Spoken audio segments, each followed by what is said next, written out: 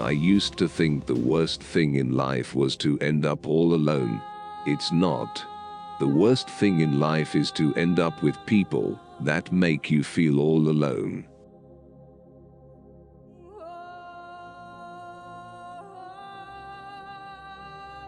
Sometimes, it's better to keep silent than to tell others what you feel. Because it hurts badly when you come to know that they can hear you, but cannot understand.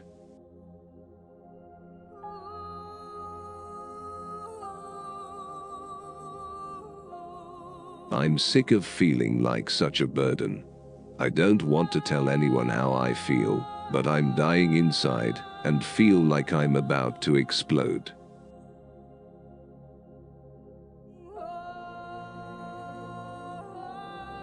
My body and heart weren't made for this. I'm tired of being tired, and I'm tired of being sad.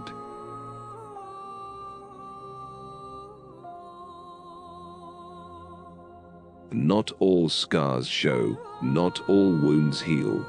Sometimes you can't see the pain someone feels.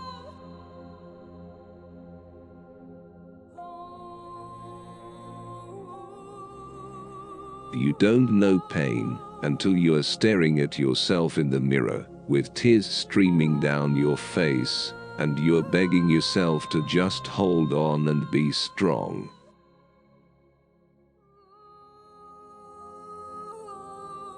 My family hates me, everything I do is wrong, and they start yelling. I'm so tired of it, I want to make them proud.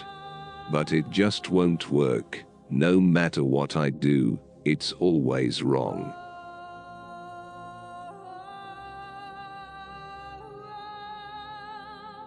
You're everywhere, except right here, and it hurts.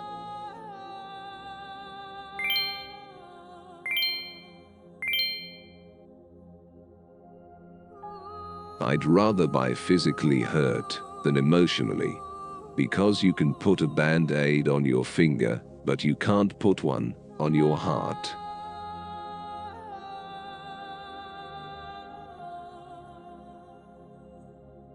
Sometimes giving someone a second chance is like giving them an extra bullet for their gun because they missed you the first time.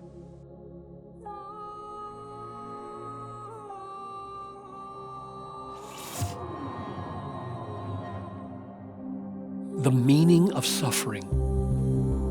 He considered the reproach of Christ greater wealth than the treasures of Egypt, for he was looking to the reward. Hebrews 11:26. We do not choose suffering simply because we are told to, but because the one who tells us to describes it as the path to everlasting joy. He beckons us into the obedience of suffering, not to demonstrate the strength of our devotion to duty, or to reveal the vigor of our moral resolve, or to prove the heights of our tolerance for pain, but rather to manifest in childlike faith the infinite preciousness of his all-satisfying promises, the all-satisfying greatness and beauty of his own glory as the fulfillment of all of them. Moses chose to be mistreated with the people of God rather than to enjoy the fleeting pleasures of sin. For he was looking to the reward. Hebrews 11:25 and 26. Therefore, his obedience glorified the reward. All that God is for him in Christ, not the resolve to suffer. This is the essence of Christian hedonism. In the pursuit of joy through suffering, we magnify the all-satisfying worth of the source of our joy. God himself shines as the brightness at the end of our tunnel of pain. If we do not communicate that He is the goal and the ground of our joy and suffering, then the very meaning of our suffering will be lost. The meaning is this: God is gain. God is gain. God Himself is gain. That's the meaning of our suffering. The chief end of man is to glorify God. And it is truer in suffering than anywhere else that God is most glorified in us when we are most satisfied in Him.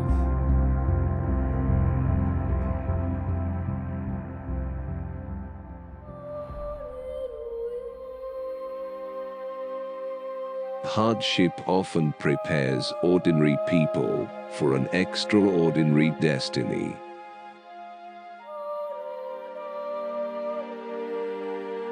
The struggle you're in today is developing the strength you need for tomorrow.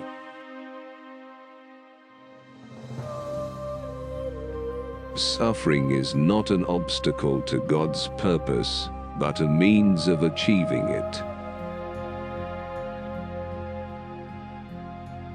Just because you can't see or imagine a good reason why God might allow something to happen doesn't mean there can't be anyone. In times of affliction, we commonly meet the sweetest experiences of the love of God. When you suffer and lose, that does not mean you are being disobedient to God. In fact, it might mean you are right in the center of His will. The path of obedience is often marked by times of suffering and loss.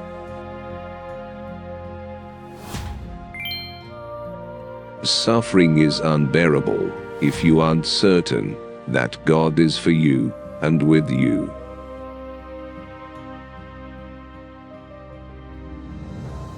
You don't really know Jesus is all you need until Jesus is all you have.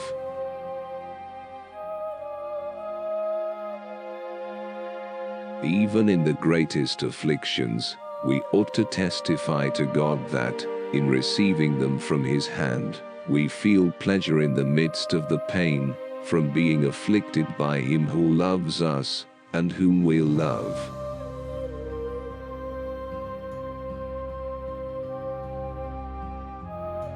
Christ wrought out His perfect obedience as a man, through temptation and by suffering.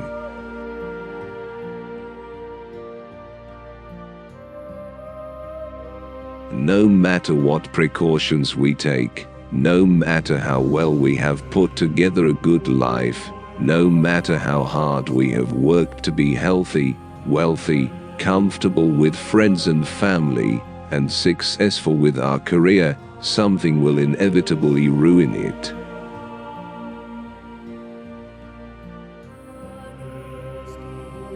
It takes courage to live through suffering, and it takes honesty to observe it.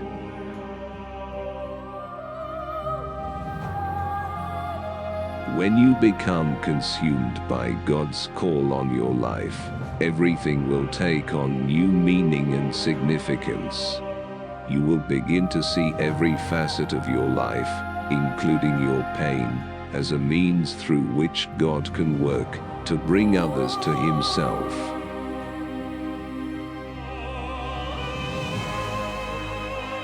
I've learned more from pain than I could have learned from pleasure.